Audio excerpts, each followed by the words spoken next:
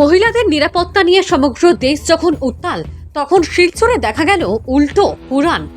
সঙ্গী সাথীদের নিয়ে দুই মহিলা এক যুবককে বিনা কারণে মারপিট করেছেন বলে অভিযোগ এনে শনিবার পুলিশের দ্বারস্থ হলেন বিভিন্ন সংস্থা সংগঠনের প্রতিনিধিরা। অভিযোগকারীরা জানিয়েছেন, দুই মহিলা শিলচরের এক স্পাতে কাজ করেন, আর ঘটনার সূত্রপাত ধরে তারা শহরের একাংশ স্পাতে অসামাজিক কার্যকলাপ চলে তাকে বলেও অভিযোগ করেন। যে যুবককে মারধর করা হয়েছে বলে অভিযোগ উঠেছে তার নাম সোনাল রায়, বাড়ি শহরের মালুকগ্রাম এলাকায়। সোনাল জানিয়েছেন, শুক্রবার রাত 7:30 নাগাদ তিনি ক্যাপিটাল ট্রাভেলস মোড়ে এইচডিএফসি ব্যাংকের এটিএম কাউন্টারে টাকা ট্রান্সফার করার জন্য যান। সে সময় এটিএম কাউন্টারে গিয়েছিলেন ওই এলাকায় এক স্পাতে কর্মরত দুই মহিলা এটিএম থেকে বেরিয়ে আসার পর তিনি ঢুকতে যান। তিনি এটিএম কাউন্টারে ঢুকতে না ঢুকতেই দুই মহিলা কর্মরত নিরাপত্তা রক্ষীকে বলেন তারা ফের কাউন্টারের ভিতরে যাবেন। নিরাপত্তা রক্ষী অন্যদের কাজ শেষ হওয়ার পর যেতে বললে দুই মহিলা ক্ষেপে ওঠেন, আর নিরাপত্তা রক্ষীর সঙ্গে সঙ্গে তাকে সোনালকে উদ্দেশ্য করেও আপত্তিজনক মন্তব্য করতে থাকেন।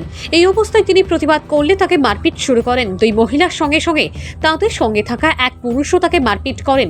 এসব চলতে থাকার মধ্যেই দুই মহিলার কাছেই যে স্পাতে কাজ করে সেখান থেকেও কিছু লোক বেরিয়ে এসে তাকে মারতে শুরু করেন। পরবর্তীতে আশেপাশের লোকেরা এগিয়ে এসে নিরস্ত্র করেন মারমুখী দুই মহিলা ও তাদের সঙ্গীদের। এই ঘটনার পর সোনালকে সঙ্গে নিয়ে শনিবার বিভিন্ন সংস্থা সংগঠনের প্রতিনিধিরা হাজির হন সদর থানায়।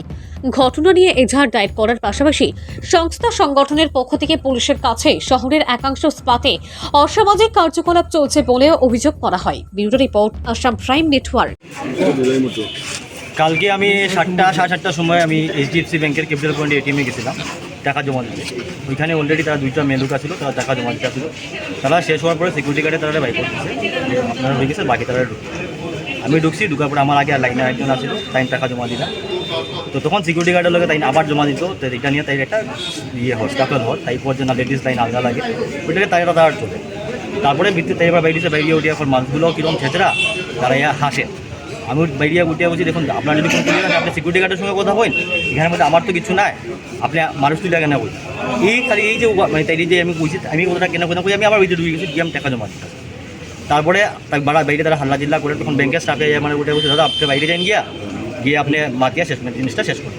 আমি বাইরে খালি জেগেছি, দিদি কো তোমার কিতা হয়েছে, ওইটাই তাই আমার চোর মারি চোর মারতেও আমি তারপরে যখন আবার যখন সেকেন্ড চোর দিতেছে, আমি তখন হাত দিয়ে তাইরে সেলফ ডিফেন্সে তাইরে আটকাইতে গেছি। ওই আটকাইবার সময় গেছি, তখন সাইডে যারা মানুষগুলো আসছিল তখন তারা উঠিয়ে কইছে মেয়ের গাতে কেমনে হাত হয়ে তারাও মারতে শুরু। তারপরে এখানে 15-20 সেকেন্ড পরে আমার অন্য মানে আরও যারা সাইডের মানুষগুলো আসলো তারা সরাইয়া নিয়ে গেছে গিয়া। আমার এখানে মাথা ফাটি গেছিলো, ওইখানে নিয়ে আমি ফার্স্ট এড করতে আসছিলাম। তারপরে তো আবার যখন আইসি গুড়িয়া তখন তারা আসছিল, তারা গেছে গিয়ে। ঘটনাটা কোন জায়গায় হয়েছে? ঘটনাটা হয়েছে ক্যাপিটাল পয়েন্টে, যে এইচডিএফসি ব্যাংকের ব্যাংক আছে, ব্যাংকের সাথে এটিএম। আপনারা এখন কি চাই? আপনার নাম কি? আমার নাম সোনাল রায়, বাসা কোন জায়গা? মালুগ্রাম। কারা মারছে আপনার? মারছে তো দাদা তাই, তারা মেয়ে দুইটা আসছিল, তার লোকে একটা ছেলেও আসছিল, ছেলেটাও তো পাওয়া গেছে না।